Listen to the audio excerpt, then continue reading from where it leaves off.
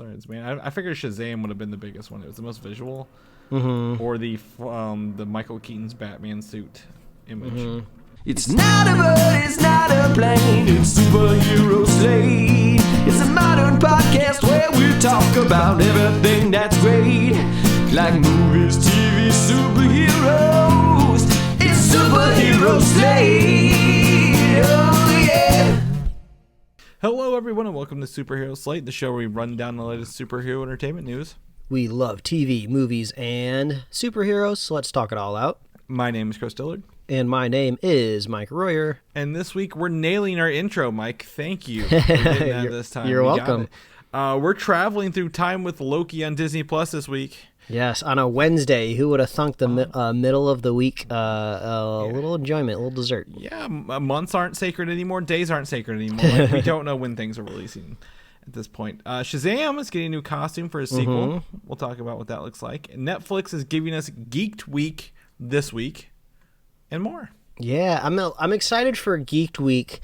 I feel like I shouldn't be. You know, I feel like a lot of the times somebody will announce something. Oh, we're gonna do all this promotion this week. I doubt that we're gonna get any like high quality trailers or anything really good. I feel like it's just something like the PR department developed of just like how can we amp some of the nerdier stuff that we have. But who knows? They might drop a Stranger Things trailer on us this week. They might really be programming something back to back. Who knows? Yeah. Don't give the details away yet. We'll get down to that here. Oh, I was just guessing. I don't know. I'm shooting from the hip. You know, I don't look at these notes before we do the podcast. Yeah, you probably didn't even watch the video trailer for it, did you? Oh, I think I saw a kind of like a sizzly video on Twitter, but I don't know if that's the same thing. Yeah, well, we'll talk about it. We'll talk about it later. But that's cool. It is late here. We're recording very late on a Sunday evening for me. Pretty late for you. I went and visited friend of the show, Patrick Foster. He listens to the show, and he gave us a shout out for putting time codes in our show notes, so he can skip around and listen to what he wants to. So if you have not used those in any app, he uses, I believe he said like Overcast or something like that.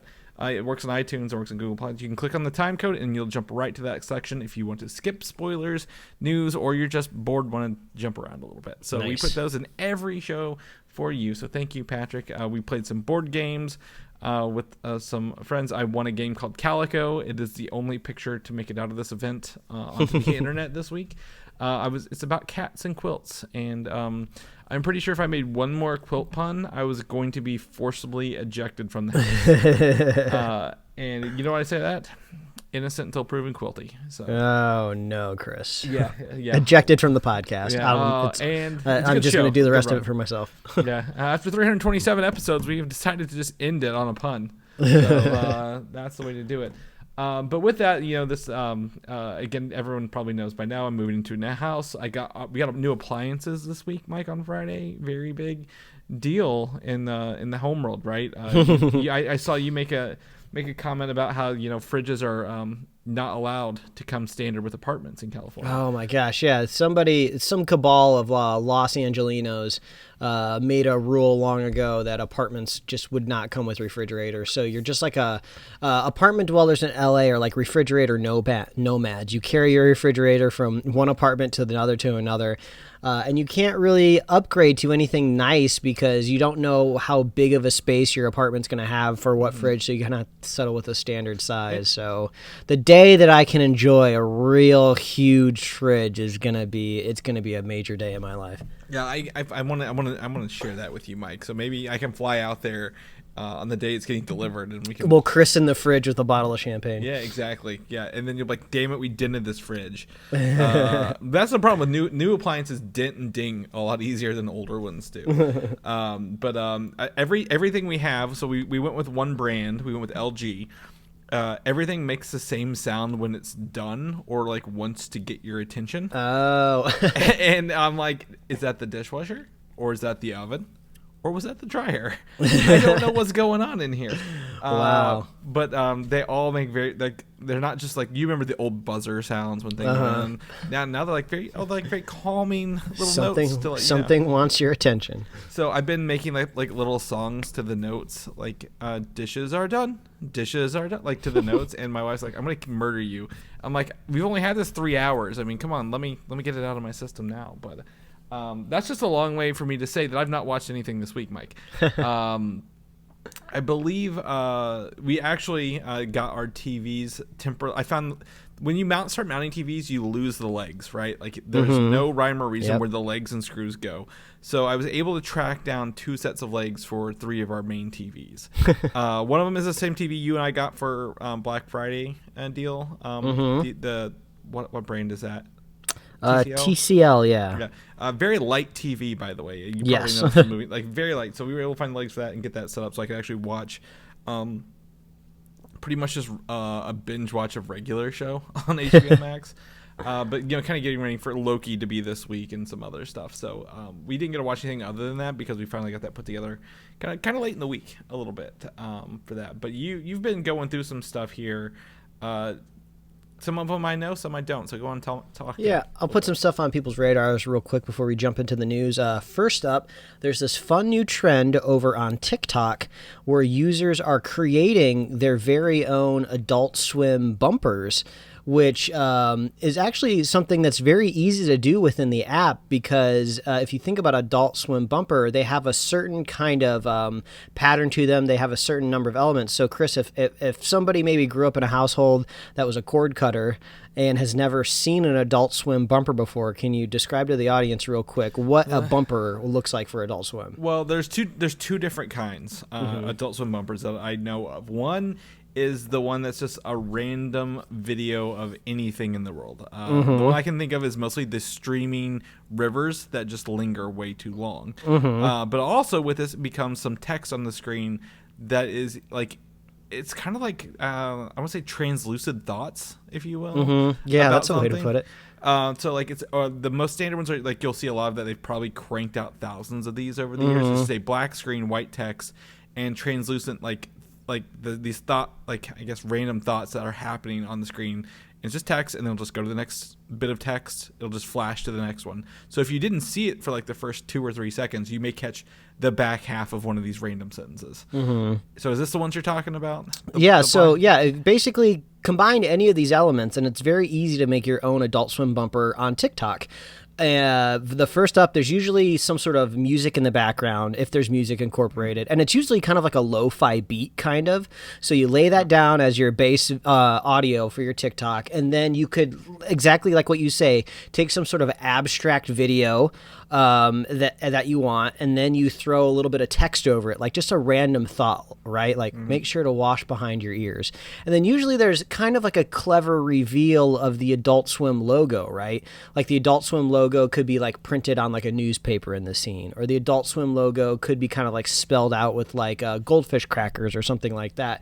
So there's like this little trend going on over on TikTok. I don't know exactly how you filter on that site, so I don't know if you just need to search like the Adult Swim hashtag or if there's a new hashtag that's been created for it, but it's pretty fun. And I just thought it was really interesting that like social media like sharing apps have just gotten so powerful that these things that like paid professional video editors put together, for the last 20 years over on Adult Swim. Like now you can just whip one up super quick on your phone.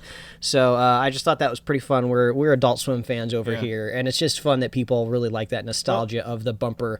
And I've seen all different varieties too, because like you said, there's different generations of the Adult Swim bumper, so you can kind of pick which generation you want to make, and you just kind of whip one up. It's fun. And I guess, I wouldn't say like professional videos were making those for Adult Swim, but they were like, we need to kill 15 seconds in between shows or commercials. So what can we do cheaply and effectively? Well, we have these bass tracks we're never going to use for anything ever. So throw some text on the screen. And I feel like I could talk about bumpers honestly for hours, because it's literally one of the only ways that you can really bring a vibe to your cable channel, right? Like I feel like Nickelodeon was almost maybe the all-time pros at bumpers. Like they were the ones that made kids feel like they were at a destination when they turned on Nickelodeon.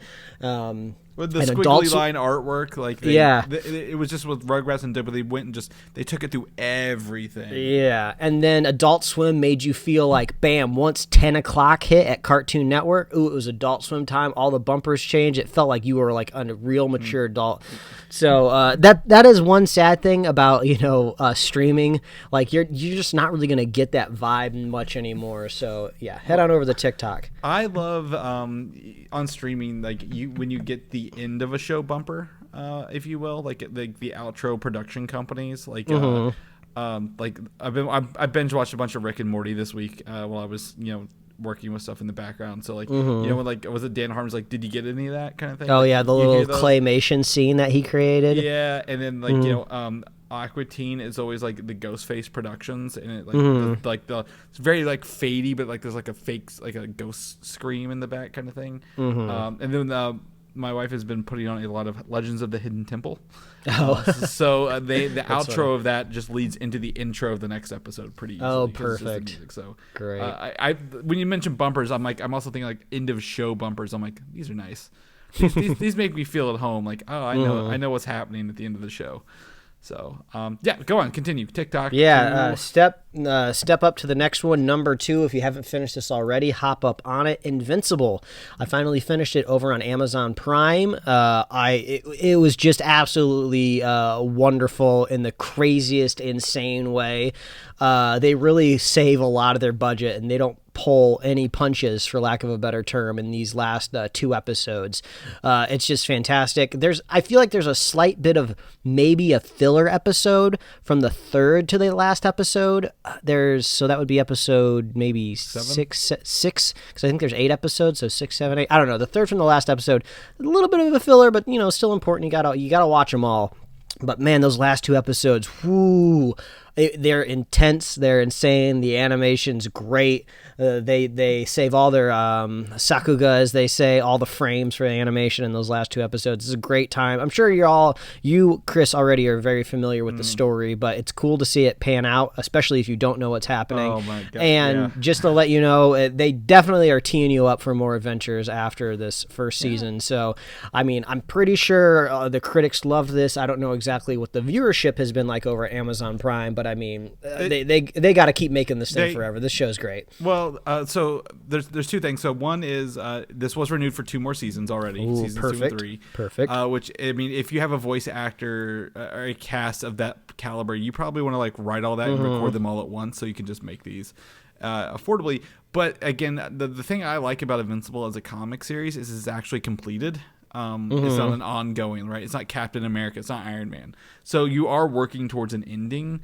And knowing where this ends and what's left in the book, you're in for a wild ride. That's great. I mean, my favorite character so far in the season, I think, was Robot. And Robot has a pretty cool arc of how he starts and where he ends up. And it's just a very interesting character. So, yeah, go check out Invincible on Amazon Prime. You are not going to be disappointed. Do you get the meme now? Which meme? The Think meme. I don't know if I've seen that one, Chris. I think you mentioned it. I'm like, this is from Invincible, but you haven't got to that point yet. But it's where Omni-Man is telling Mark to think. He's on the. I'll send you a picture of it. Okay, yeah, send it over. But I'm sure I'll understand it now. Yeah, because you're like, what is this? I'm like, oh, are you still watching Invincible? Yeah, I'm like, oh, then I can't really tell you. Okay. So third one up here. Last week I mentioned Bo Burnham's new special Inside. If you don't happen to have Netflix, or if you just want to listen to another banger, again, they started to kind of clip some of these songs out of the special up on YouTube. So if you head on over to Bo Burnham's YouTube channel, he clipped a single up there called Welcome to the Internet, and it's just such a catchy song. I believe it's 4 minutes long. It's just awesome. I have it on repeat. I've listened to it so many times. So go listen to Welcome to the Internet over on Bo Burnham's YouTube channel. And last up here, which I think is going to dovetail us well into the news of just new things that have come out. I've went ahead and I've watched now 1.5 episodes of the new Vertigo comic. I know they keep saying DC comic in the promos, but the Sweet Tooth, the Vertigo original, now Netflix original, show, and it's fantastic. Like the world that they build, the production design, the acting, and the story so far has just been great. And since I haven't read the comic book, I don't know exactly who gets all the credit for the story. Do I give credits to the original author of the comic, or maybe the creator of the show is doing a really good job adapting it? Either way, I'm engrossed in the world that they've built so far, and it feels so irreverent right now because this was definitely in production before the pandemic ever hit, because it takes a while to make TV, right? But there's lots of stuff in here that's very, very pandemic oriented, and it's just crazy just how relevant this show is, especially since it was a comic book, right? Before the pandemic was ever anywhere in sight. It's like 2011, 2012. Yeah, so it's just it hits just right. I don't want to watch anybody's like indie movie about being stuck in the COVID-19 pandemic. No. I want like a bunch of fantasy injected, and I just kind of want it to be a part of the story. So number 2 is, this feels so much like what I think The Last of Us TV show is going to be, but I'm sure The Last of Us TV show is going to be a lot more mature.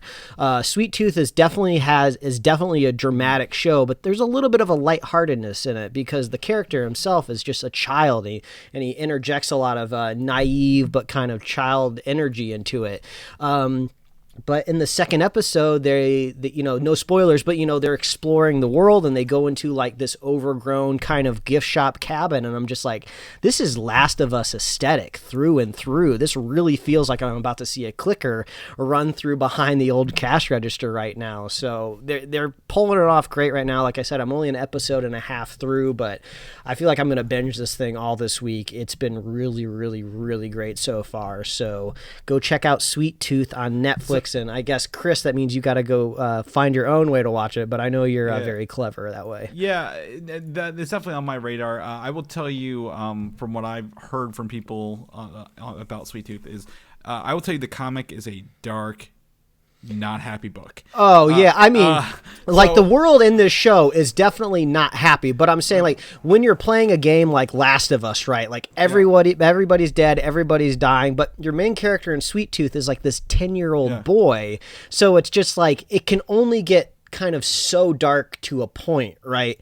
So but it's been great so far. Well, I'll just know like they have toned back the darkness from the book to this. Well, and also like if I'm only an episode and a half in, I'm sure it gets worse. Well, but I'm just saying from the whole. I'm talking season wide. Like they have toned back from people who read it. Like this is not nearly as like dark and depressing as the book kind of was a little bit, dealing with everything going on. It's also kind of interesting because since it's kind of like in a post-apocalyptic style world, like I think we're so used to seeing those worlds with some sort of zombie equivalent, right? Like especially in The Last of Us, you have like these zombie type things, these infected, and this one, unless they throw me a curveball and they throw me a zombie at some point in time, so far it's just post-apocalyptic. So you still have the threat of like roving bands of humans, right? I feel like that's in every apocalyptic movie, right? But it's just like, oh yeah, these people can just go outside and walk around. They don't have to worry about something coming from the night and like biting them in the face. So I'm really digging it right now. So Sweet Tooth on Netflix, go give it a shot. Yeah, the worst villains in any series are the people. So yeah, exactly. After so many seasons of every zombie show, the zombies start to be pointless, Yeah. Come to find out, we were our own worst enemies the whole time. So yeah, 100%. I'd recommend Sweet Tooth as well. Again, I've read the book from Jeff Lemire, and I think people will really, really enjoy that. So I'm hoping to do that. I did not get to watch Cruella yet, though, Mike. So maybe next time. Check. Yeah, well, you got maybe 5 more weeks until you can watch it for free on Disney Plus. Yeah. It's on Chris Flicks. I'm good. I got the hook up here. So let's go and jump into what I want to watch this week. We're going to be talking about this probably pretty heavily next week. So everyone should jump on board. This Wednesday, Loki, the TV series, debuts on Disney Plus. The Marvel spinoff show, again, that I've been most excited for. Mike knows this since everything was announced. It looks exciting. It looks thrilling. There's 6 episodes, and it will debut every Wednesday for us for the next 6 weeks. In a very weird spot for us to record this on Sunday. So, God damn it, Disney, why do you have to make it so far out there? But I'm excited to finally dive into this and see how the diverging timelines work, to get to know Owen Wilson's character, Mobius, in Mobius, and kind of see what Loki does with the timeline, and if there is possibly other versions of Loki in these diverging timelines, and see what they look like. One thing that appears to still be a little bit of a bummer, I just did a quick Google, and it seems the early signs are pointing to this premieres at midnight, technically. Pacific, so we have not solved the problem that we've had with all of this other stuff of waking up and these early birds just spoiling stuff. So I don't know if you need to pull up your Twitter apps and start muting some very specific words. I might need to mute the word Loki here as soon as we're done here with the podcast. But man, I wish they could just fix that, right? But I'll be watching it probably at lunchtime. I don't think I can wait till the evening for that one. Yeah, and these will be again, the 45 to an hour long episodes. Hopefully longer. I like it when they're longer. So we can go over that. So yeah, that'll be out this week. Very, very excited. Again, if you don't have your Disney Plus, start renewing. It's cheap, it's affordable. This is going to be a great show for it. But I mean, this is pretty good. This will get us through at least. Well, actually, it'll go through Black Widow's release on July 4th, won't it? Or July 6th. We'll actually have it through that a little bit through Black Widow as well. And then what's next is the What If series confirmed for August, Mike. We've talked about it kind of being rumored for it, but now there was I believe it was in France or Italy, one of the Disney Plus I said is coming out in August.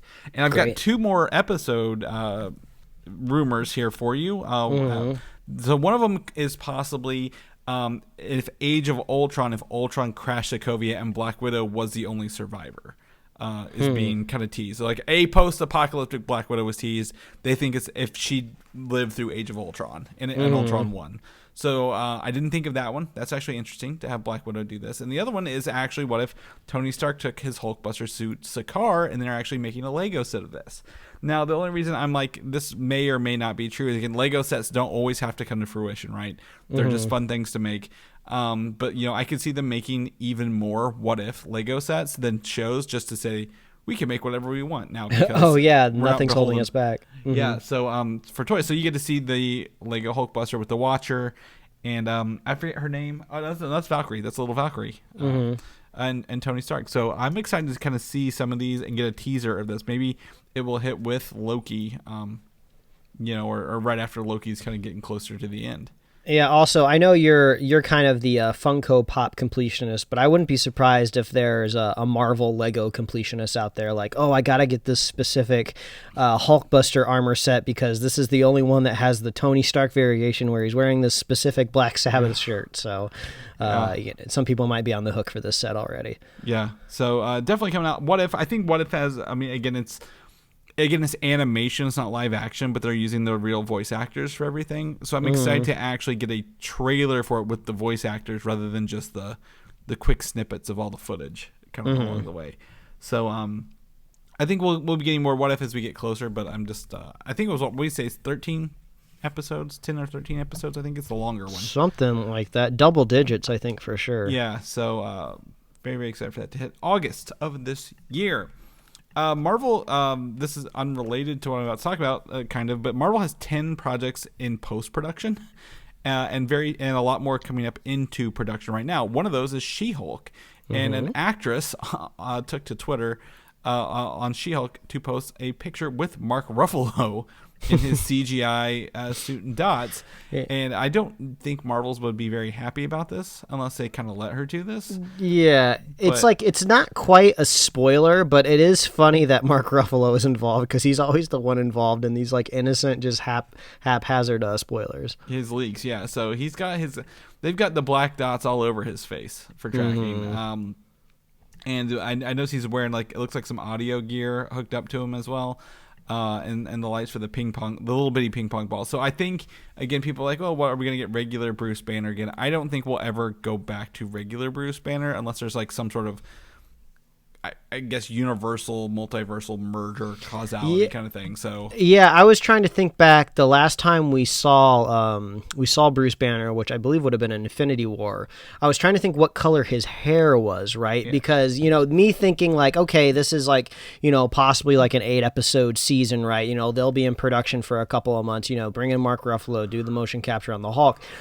If at some point eventually he is supposed to be normal Mark Ruffalo again, like, is his hair going to be gray? I'm not saying Mark Ruffalo doesn't look good with gray hair, but I wouldn't be sure, like, for the continuity of his character, if they would be, if they would dye his hair. So, like, bam, I was expecting his hair to kind of be dyed, ready to go to be Mark. But who knows? Productions are long. They probably want to get him mo-capped earlier than later. So, I wouldn't rule it out, but it doesn't seem like it's hinting towards it. Yeah, and I think, it could be interesting to see kind of what they do with this character kind of in like, again, what has happened to his arm since, the end of Endgame.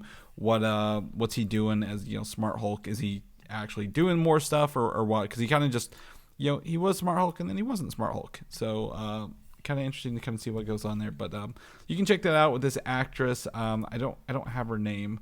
But she posted like 4 behind the scenes things and also like showing that, this is actually called Clover, is the production name of the She-Hulk series, which is going on.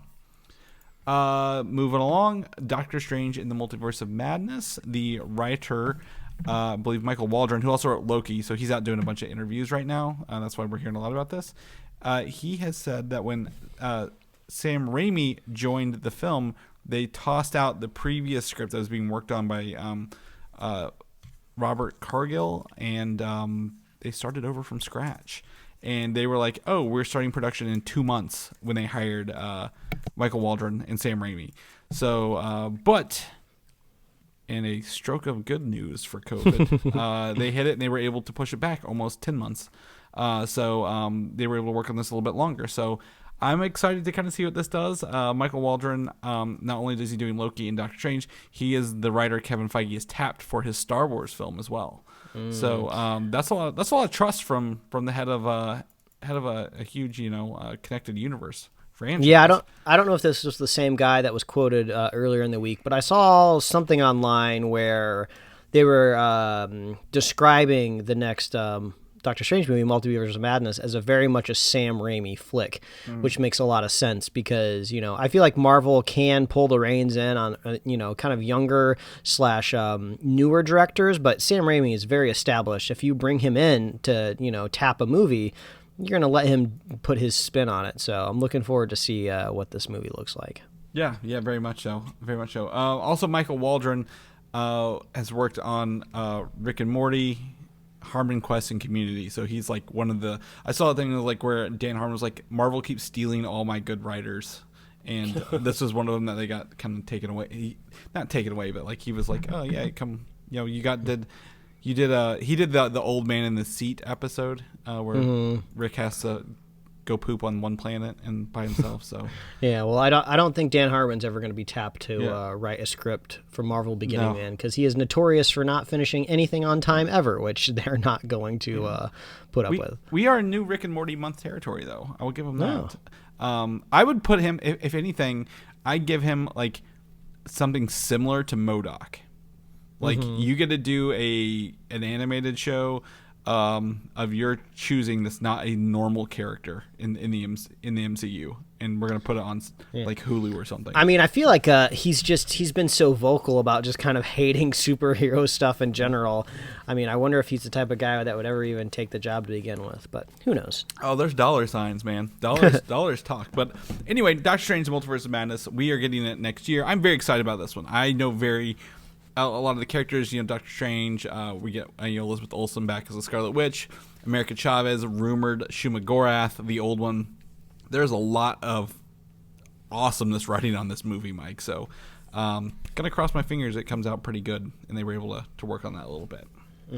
speaking of multiverses, Spider-Man No Way Home was supposed to have a multiverse, and we thought a trailer was going to drop this week on. Yeah, on I his woke up birthday. Monday last week. I was like, oh, I'm gonna roll over in the morning, look at my phone, and I'm gonna be greeted with the trailer. Wrong. Yeah. I think it was Tuesday. Well, didn't we have a short week this week? Wasn't it Tuesday? We were like, Oh yeah, Tuesday. Tom Holland. Yeah, whenever Tom Holland's birthday. Yeah, was. we were like, Tom Holland's birthday. They gave us a trailer, and they didn't. They gave us nothing. We're sitting here, but I shared a picture with you, Mike. I couldn't find the link again, but their AMC's showing that the trailer is probably this week on Thursday, the 10th. Mm-hmm. Is that Thursday? I believe 7, 8, 9, 10. Yeah, Thursday the 10th on AMC. Now that we've said this out loud and you were listening to it, we were probably wrong again. It's one of those kind of things. There's a movie coming out this week, is there not, in theaters? Do you know, Mike? Offhand? I don't know. I just think you brought up a good point that it premieres the day after Loki drops on Wednesday, which makes you wonder, are they just trying to synergize between two Marvel properties coming out, just trying to like hit the end of the week really strong, or maybe there's something in the Spider-Man trailer that kind of hints at something that happens in the first episode of Loki. Who knows? Yeah, I'm looking. It would be maybe on In the Heights, which is the Lin-Manuel Miranda's. Yeah. But that's going to be on HBO Max. It is, but it's both. It's HBO Max and theaters. So I assume a theater would get a trailer with it, because Spider-Man, they're gonna put it online. I was also thinking Luca, but Luca's also next week, the week after, which is Disney Plus only. But I don't know. I'm hoping we get to see something sooner than later, and maybe we're out of the window of the Eternals trailer now, so we can get something else. But if they do share a multiverse, so hey Loki, you're creating a multiverse, they could be like, oh, here's a Spider-Man trailer with the multiverse in it. Boom, we've established it. Good luck with that. So I'm really crossing my fingers for Spider-Man. Mike, is there anything you want to see out of this? Because I know, Sony cuts the trailer itself. Yeah. I'm just hoping it doesn't ruin everything, because they just cut trailers really, really bad. So it'll just be nice. It's just going to be nice in general, because right when we see this trailer, we're finally going to be seeing something fully kind of post Endgame. Right? Yeah. We're finally going to see something past it. I know we've seen some stuff on Disney Plus that's talked about like post-blip, and I know the last Spider-Man movie happened after it, but I feel like we haven't really quite pushed forward until like the next frontier, right? Seems like they're still kind of grappling with craziness of Endgame and the blip, which makes a whole lot of sense, right? But like this is going to be our first foray into what is this multiverse thing. This is something that's probably going to affect this phase going forward. So because I didn't see any multiverse stuff in the Eternals trailer at all, so we'll see how far this trailer pushes us forward in the timeline. Yeah, exactly. Yeah, I'm hoping they don't ruin it. I'm hoping to actually see. I want them to get crazy. I want to see all 3 Spider-Mans in this trailer. I don't need to see the villains, maybe, but I like to see the Spider-Man first, right? I feel like we're not. I feel like we're not going to see that first trailer, but we'll find out. Yeah, it's going to be one of the two. They're going to be like, "Here's all your villains," or "Here's all your Spider-Men," and we're like, "Ooh, into the Spider-Verse," and they're like, "No, that's 2 bullet points down on your notes, Chris. Pump your brakes." Ryan Reynolds is carrying a Deadpool head in his backpack for some reason while he's out doing some stuff. And if he's carrying the Deadpool mask in a backpack, this can mean one of 2 things, Mike. One, Deadpool 3 is in works right now. They're probably working on getting script writers and everything tied to. Well, they already have the script writers, right? They what are those ladies' names that are working on it? The Molyneux sisters. Yeah, yes. I don't quite know how to say the last names, but and then or this could be a reference to Headpool, which is in the comic books was Deadpool's severed head that was carried around and talked. Oh yeah, referenced a bunch. But we haven't seen this mask since Deadpool 2. Mm-hmm. That was a while ago. That was a long time ago, in the world of media. So Ryan Reynolds is a marketing machine. I feel like he can't turn it off in his head, and so he literally brings the Deadpool head around. Like, this will be a great picture. I bet people are going to share this mofo, and it worked. Yeah, exactly. I mean, I think there's probably something moving in the backgrounds. Marvel for this. I just can't. I mean, you see the Purina logo in the upper left, right? Like on that truck. Is that like the Purina? Oh yeah. I mean, it looks like he's taking a meeting, right? It looks like maybe he sat down with his creatives and they're just like, hey, let's talk about this movie. Yeah, it looks like he's maybe in like a lobby waiting to go up and talk to someone, or just came out of a meeting with someone, because like That's like a half-drunken cafe latte there in the cup, and yeah, this is very much an office. yeah, I've been trying to read what the actual paper envelope. Yeah, I feel like was that supposed to be an Easter egg? Was that placed there? But yeah, I zoomed in. I feel like maybe that says Ryan there. Yeah, I thought the top one says Ryan. Yeah, but I don't know what that second line says. Yeah, and I can't tell. It looks like there might be a shopping bag on the left of his brown bag there. Like some sort of like thing. So I can't tell. I mean, if he's meeting with Marvel, he's in LA, right? Mm-hmm. If he's not meeting with Marvel, maybe they're meeting with him. Maybe they're up in Vancouver, I believe is where he is. So yeah, that could be a possibility. So I was trying to pick out where it is, but the Purina Dog Chow logo is just throwing me for a loop, man. So hopefully we get to see some stuff on Deadpool 3 sooner than later. What is happening this year, Mike? Is it San Diego Comic-Con later this year or no? They're doing something in November, but it's limited, whatever it is. Yeah, so hopefully we get some announcements sometime soon. Into the Spider-Verse has cast is this, I don't know how to pronounce this. Issa Rae. Issa Rae from Insecure. She's from a bunch of other stuff as well. Who will actually voice Jessica Drew, a.k.a. Spider-Woman, in the upcoming film. So this is the first new casting announcement for Into the Spider-Verse. Yeah, this is great. Issa Rae is great. Insecure on HBO is great. I think they either just started production on the next season, or maybe they wrapped, or I don't know exactly where they are. And I don't think there's many seasons left of Insecure. I feel like I can never remember when a show is announced that they're coming up on the last season or not. But I feel like that is kind of coming to its time. But her career has really blown up lately. She's been in a lot of stuff lately. She was in a romantic, I think kind of like a romantic comedy with Kumail Nanjiani, who's going to be in the Eternals. Yep. That one was slated for theaters, and then Netflix bought it up right around COVID times. So I think that one was called Lovebirds. Yep. Yeah, I don't know if it was good or not. I never got around to watching it. But she's been in a lot of other stuff recently, so her career has really, really taken off. This is great to see her in Spider-Verse. Mm-hmm. And now I guess this is confirmation that we have Spider-Woman in Spider-Verse, right? I guess that's the other side of the news, right? Yeah. So Spider-Woman, the classic Jessica Drew, will be in there. Now, mind you, in the Ultimate Universe comic books, there was a clone of Peter Parker in that universe who was Jessica Drew, who became Spider-Woman in that universe. I don't think they're going to do the clone. I think they'll do the multiverse version of this, because Spider-Woman, even though she got her abilities through non-Spider-Man related ways, she's like some sort of experiment that had nothing to do with Spider-Man. It's weird that they're going to include her in there. It's just because of the name, I guess. So yeah, I would love to see some sort of funny reference to that kind of infamous comic book cover, or maybe it was a panel. Where Spider-Woman is in that basically impossible stance, and it's like a skin tight suit that looks like, it's painted like, people have been kind of criticizing that cover forever because it's just insanely unrealistic, but it would be funny because that's something that you could fake in animation really funny, and it's just like, how are you doing that? That looks very uncomfortable. Yeah. I'd like to see something like that. Yeah, I totally see them leaning into that. And then if you want to get an idea of what it would be like for her to be Spider-Woman, she is actually available as a voice through Google Assistant. Okay. I didn't know that. You can say, okay, Google, talk like Issa, and it will use her voice. So she's an additional voice on there since 2019. I'm like, oh, that's a fun little fact. So remember when we used to make our like turn-by-turn directions talk like celebrities? Like Darth Vader? I miss those days. Oh, innocent times. Back when you drove places. The Flash, we get a tease from Andy Muschietti, director of this, showing the return of Michael Keaton's Batman suit. Mm-hmm. And under close inspection, this is more like his Batman Returns outfit rather than his original Batman 89 outfit. It is very dirty, but also looks like some blood splatter on it.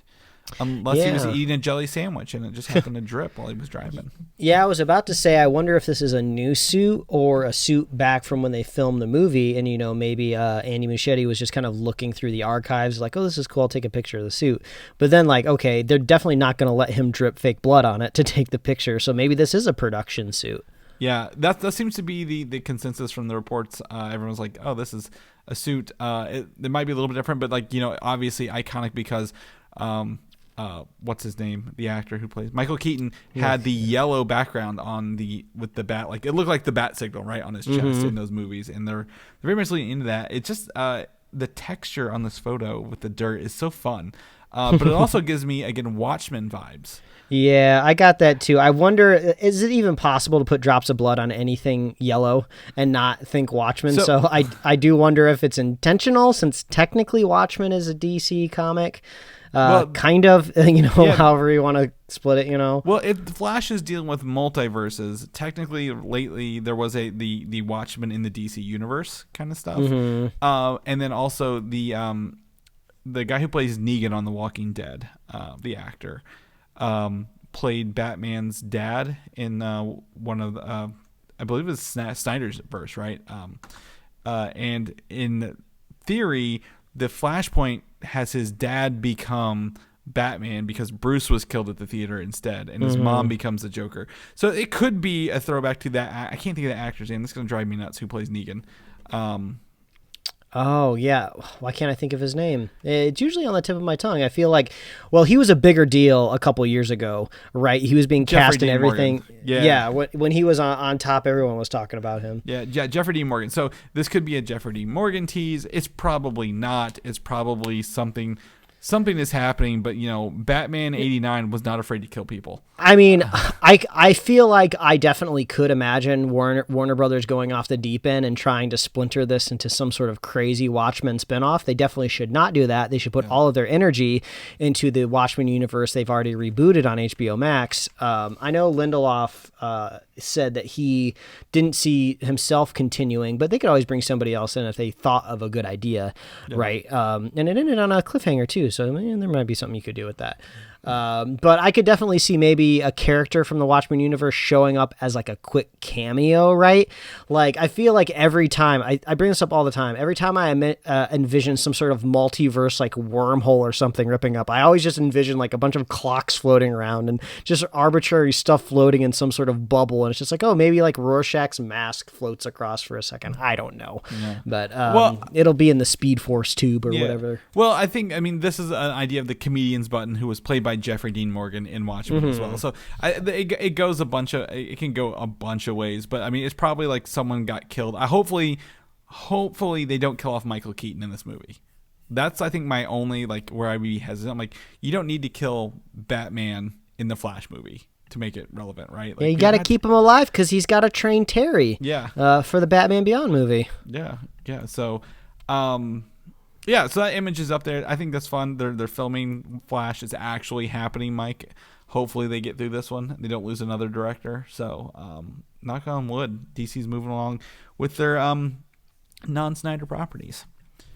The other DC movie that got some teases this week was Shazam, Fury of the Gods. So there was the tease of the set photos of his new suit, with Zachary Levi looking way more ripped than he did the first time.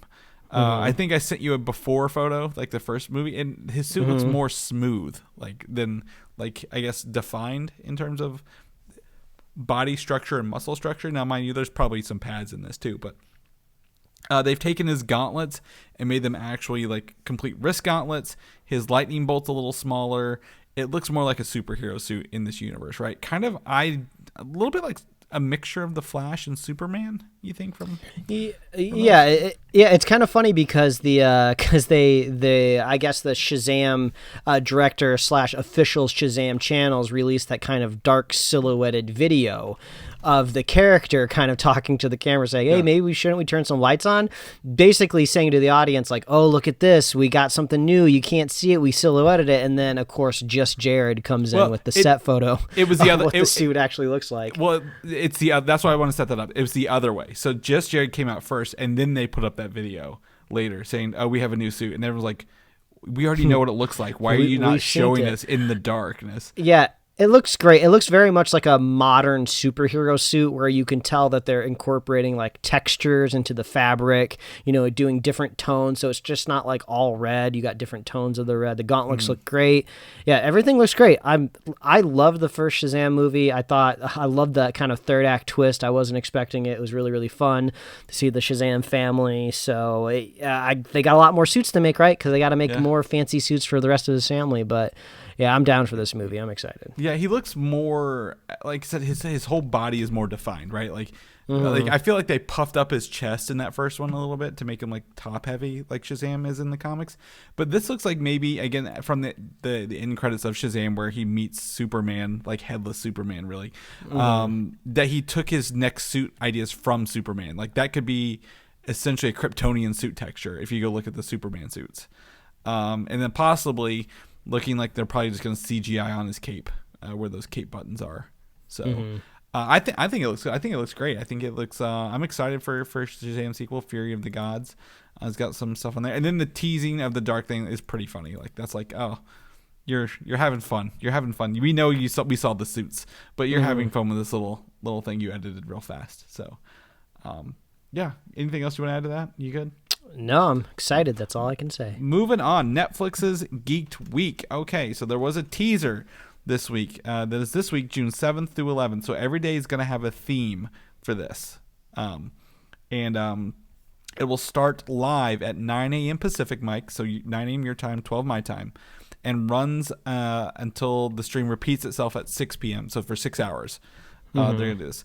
So they've said trailers and announcements and teasers for footage for at least the following projects: The Sandman, Umbrella Academy, The Witcher, Masters of the Universe, Revelation, Cowboy Bebop, and Cobra Kai, which is relevant to the show. Yeah, I mean, also Cowboy Bebop, I mean, that was on a production delay. I feel like the last time we talked about it, to see literally anything from that is going to make its rounds on the internet, for good or for bad, because there's always people talking about live action adaptations of animes going awry, right? Yeah, so I think these are great. The other ones that because there's films, comics, anime, fantasy, and gaming. A trailer, I didn't put it in here because I didn't know where it fit. America, the motion picture, will be getting some have you seen that? Did you watch that trailer? I Yeah, sent that to you earlier. Oh man, it looks amazing. Yeah, I was sharing that this weekend with some people. For comics, they're going. The other one I didn't mention was Lucifer, but they're also working on some other Millerverse stuff in there, including Super Crooks, America Jesus, and the Magic Order. We'll talk about that. Also, possibly a Lock and Key season 2 trailer, Mike. I saw Lock and Key a bit in the trailer, so I'm excited to see more from that. I really love that first season. Yep. Some of the other stuff we saw, there could be a spinoff of Castlevania and the Godzilla anime coming up here. I'm not as much into the anime stuff, but I know Disenchantment is getting another season as well, so expect that. Fantasy, it says it kind of fits in there with the Cobra Kai, season 3 or season 4, isn't it now? Moving on. It would be season 4. Yep. And then gaming means Netflix has so many things in gaming: Mega Man, Splinter Cell, Tomb Raider, Assassin's Creed, Sonic the Hedgehog stuff, Final Fantasy, Cyberpunk, not to mention the Resident Evil movie that's coming out pretty soon, and The Witcher. So I mean, this is very stacked. Yeah. So they also commandeered a Twitter handle of theirs, because I saw this from the Twitter handle of Netflix Geeked. Yes. And I do not follow that account. So I think it might have been the Netflix, like they had like an account called Netflix like NX something, or that was the one where they were like, this is where like all the Marvel shows are gonna live for a while, and then they were like, nah, we're getting rid of that. So I think that may have been rebranded just for this. So that's the other thing. People want to know where you can watch it. You don't have to have Netflix to watch Geek Week, Mike. You can watch it on YouTube, Twitter, Twitch, Facebook, and TikTok for Netflix. We're going to have a lot to talk about next week, man. Yeah, it's going to be huge. And that's not even the stuff you guys know about. Like, we got Apple stuff we're going to talk about. We got, what is it, E3 next weekend going on Sunday, too. It's going to be lit. But you know what we probably won't be talking about next week or the weeks after?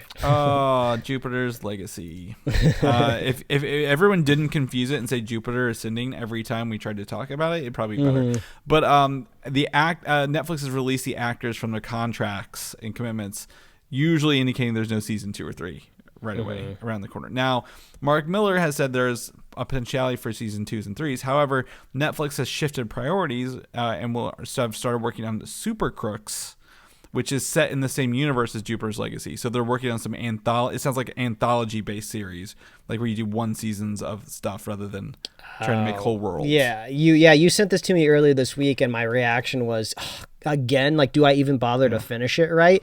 I feel like this has happened to me with a lot of the Netflix Marvel stuff, like, do I even want to finish this season of The Punisher if I know they don't even really have a way to end it? I think the only show that was able to produce something knowing it was going to be the last season, I think, was Jessica Jones, possibly, if I remember right, if I remember my history of Marvel on Netflix. It was Jessica Jones was the last one? Yeah. Yeah, I think that was the last one that was produced late enough to where they knew it was going to be the last season. But they got like 3, yeah. Yeah, so it's like, do I even put the time into finishing Jupiter's Legacy if I know that it's not going to return? But, who knows? I've already moved on to Sweet Tooth. Yeah. I'm already watching other stuff, so I don't know if I'll be circling back around to this or not. The only thing I would say is maybe they didn't want to focus on it right away, but Super Crooks being in the same universe indicates they want to invest in it, but it's weird how they're doing it. What I would say is, interesting enough, most people like you say, okay, it's canceled, there's no reason I need to watch it. Apparently, it went the opposite way for this show, and the numbers spiked after they announced the cancellation, like kind of thing. And people have been like watching it through the roof. Like the numbers, why did it go after the cancellation? We don't know. But like apparently it went the other way on this one. So Mark Miller says he's confident they'll return to it later, but who knows if it's like the comic book had like a time jump. Maybe they do a time jump here and pick up later. I don't know. So. It's sad that it died so quickly. I think it's got a good cast, but they've got the whole Miller world to choose from, so might as well. Netflix has been throwing out stuff left and right lately. I think like comic book related, like not necessarily superhero, but comic book related. I feel like they're really just throwing, again, for lack of better, shit at the wall and seeing what sticks. So we'll do that. On the flip side, though, Amazon, The Boys. Actor Jensen Ackles, you might know from Supernatural, is teasing his Soldier Boy coming in with a full reveal tomorrow. So if they're revealing his full outfit tomorrow, does that mean the teaser and trailers tomorrow? Maybe a release date for season 3 soon? What do you think? I mean, I guess they would be competing with the Geeked Week, right, over at Netflix. Either way, people love The Boys. I would say anything that Netflix is announcing this coming week, they would pray and hope it would be as successful and as good as The Boys. So I'm down for more Boys content as soon as they give it. Also, they're working on that spinoff too for The Boys, and I'd love to know more about that. I don't know if we'll see that in here, but bring it on. I mean, I know Prime Day is coming up or something like that. Is that they also make announcements for their shows during that or no? That's a great question. I don't know if I know of any specific type of media circus that Amazon has ever whipped up for content. I know that they do it for Prime Day, but who knows? I mean, that would be a good time to bring it up, right? Yeah, exactly. I mean, they need to have their own if they're going to focus on this, where they can unveil the new user interface where you can actually use Amazon Prime Video like a normal person would. But yeah, I mean, I was talking to someone about The Boys the other day. They really liked it. And what's cool about Jensen Ackles' character, Soldier Boy, he's essentially the boys' version of Captain America, who was running around in World War II. And apparently if you have superpowers, you don't age in this universe from the last season. So maybe we'll get a release date soon. I know they've been working on it, so knock on wood. Also, for announced upcoming shows, Why the Last Man. This project has been in work forever, right? The adaptation of this has been announced to debut September 13th on FX on Hulu. Yeah. So if people aren't familiar with Why the Last Man, Why the Last Man traverses a post-apocalyptic world in which a cataclysmic event decimates every mammal with a Y chromosome except for one cisgender man and his pet monkey. The series follows the survivors in this new world as they struggle with their efforts to restore what was lost and the opportunity to build something better. So Y stands for Yorick, which is the main character, the one man and his monkey who are the only men alive in this world. So they've been trying to make this forever. Brian K. Vaughan wrote the book, so I know they've been working on it. So I'm excited to kind of see a release date to this, Mike, and hopefully some good stuff. This is a great example of if you wait long enough, you don't have to finish your homework and you can just watch it. Because I've only ever read the first volume, which was great, no complaints, but I just never got around to reading the rest of it. I think I don't know how many volumes, but isn't there like over 50 issues? I don't remember exactly what the number was. Maybe I'm underestimating how many issues there are. I'm pretty sure there's 10 volumes. I don't know how many issues are. 10 volumes is usually 60 or so. 60. Yeah, there's 60. Yeah, I just looked Okay, so I was in the ballpark. So it's cool, like we were talking about Invincible at the top of the show having a definitive end. I can only assume why The Last Man also has a definitive end. So that's great to know as well. So I guess I don't have to worry about catching up. I can just watch it on FX, right? Yep. So interesting enough, Why the Last Man is a Vertigo imprint as well. So if you start seeing from DC Comics, Why the Last Man, do not be surprised. That is so funny about Sweet Tooth too, because when you start that up on Netflix, you get this beautifully looking kind of fur generated Warner Brothers logo. It's like the Warner Brothers logo, and you see like fur coming in between the letters, and it's set on the backdrop of the forest.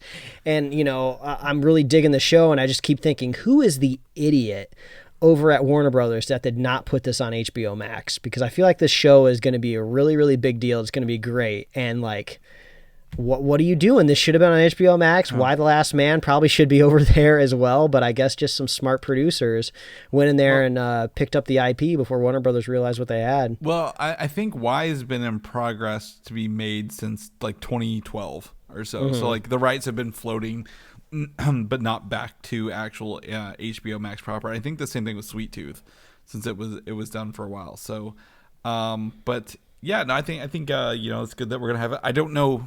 Again, I don't know how many seasons it'll get, how far it'll go, but yes, you're right. It ran for 6 years, 60 issues. You can read this whole thing and see the whole story play out. So, post-apocalyptic world comic books that aren't superheroes, they're so hot right now, Mike. They're so hot right now. And lastly, Mike's favorite thing in the world. We haven't done this segment in a while. Yes. Teenage Mutant Ninja Turtles, the next animated movie, has a release date, August 11th, 2023. Oh, snap. And in good news, Jeff Rowe, not the one from Tiger King, but the one who directed Mitchell's vs. the Machines, will be directing this movie as well. Great. And Brandon O'Brien, who wrote Neighbors, has written this movie for you as well. So it'll be produced by, again, Seth Rogen and Evan Goldberg, who, Preacher. Yeah, that's right. Yeah. They did say that they were working on something Turtles related coming up. Man, well, they grabbed a great director there. Mitchell's vs. the Machines directed amazingly. It makes me hopeful that maybe they'll be interjecting something creative and unique maybe into this Turtles franchise that we haven't quite seen, because they have done a fully animated Turtles movie before. I never saw it, but I seen the trailers and it looked just fine. So I feel like they're gonna try to set themselves apart, because there's even a longer running CG animated Turtles property that was a TV show that I know a lot of people really liked, because they added a lot of lore to the Turtles there. But until we are dead and buried in the ground, Chris, we're just going to keep getting Turtles content, because that is the IP machine that literally never stops. But I would be really hopeful that they create a franchise here, right? Something where we can get a look, we can get a feel, we can get a bunch of actors in a story that really continues on, right? Because the only way a Turtles franchise can be built out enough to see all of these different characters and villains is it's got to be on TV, right? Like, I feel like these movies never quite get their feet in the ground long enough to where you can see people like Krang and these other weirder villains, because they never stay alive long enough. The thing about Turtles is it's probably one of the most rebooted franchises, I would say, in movies lately, in TV shows, but also, like, it is, if you read the comic book, it is wacky as hell. You're dealing with mutated animals, secret ooze, ninjas, the Foot Clan, other dimensions that they kind of go into and out of, and they go to space too. Like, what don't the Ninja Turtles do, Mike? That's my question at this point. So, I mean, they're probably going to build one that's like, oh, this is so grounded in reality. Oh, this is so real. And they've done that a billion times. I want to see the zany. I want to see the wacky. I want to see the wild. I want to see them fighting, these other, the other aliens and going to other universes kind of stuff and having a good time and eating pizza because, that's what they do. They eat the pizza quite a bit. Yeah. If we're supposed to see this in 2 years, it does make me wonder if we're going to see the Turtles on television at all in the meantime. I know Rise of the Teenage Mutant Ninja Turtles was canceled, but there's supposed to be like a TV movie, something on Netflix. But I don't know if there's supposed to be anything beyond that because I feel like there's always something television in development. But I wonder if maybe they'll slow that down to kind of make room for this bigger screen debut of the characters. Yeah, I'm kind of looking here. Again, there was the original animated series from the 80s to 87 to 96.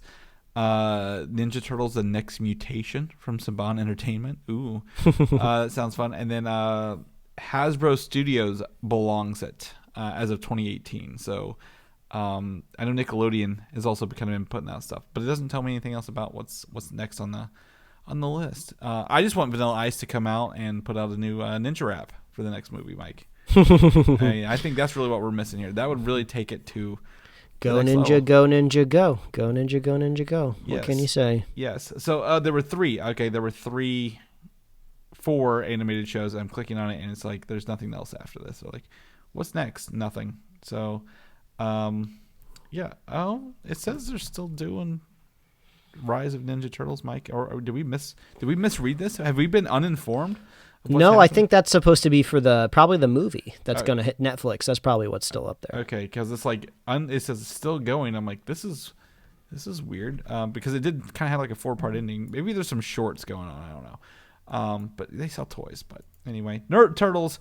A lot of great people lining up for this. Hopefully, we get something good in a little over 2 years, Mike. So knock on wood for you, so we can bring back that segment for you.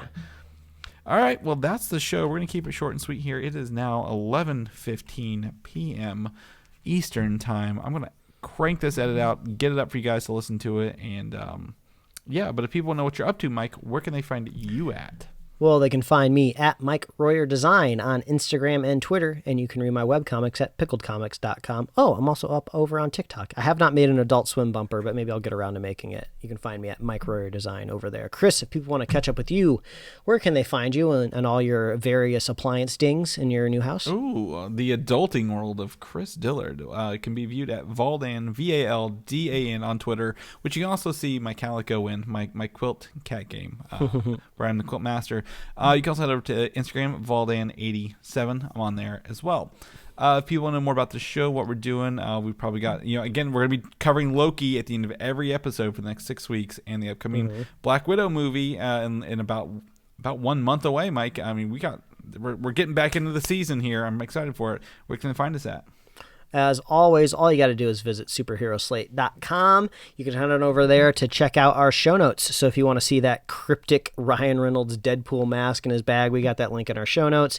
You want to see Daddy Ruffalo with his tracking dots on his face, all that stuff's over in our show notes. You can find us on Apple Podcasts, YouTube, Spotify, and wherever else you love to listen to fine podcasts over at superheroslate.com. You can like us on Facebook, follow us on Twitter and Instagram, and you can get merch at superheroslate.com/store.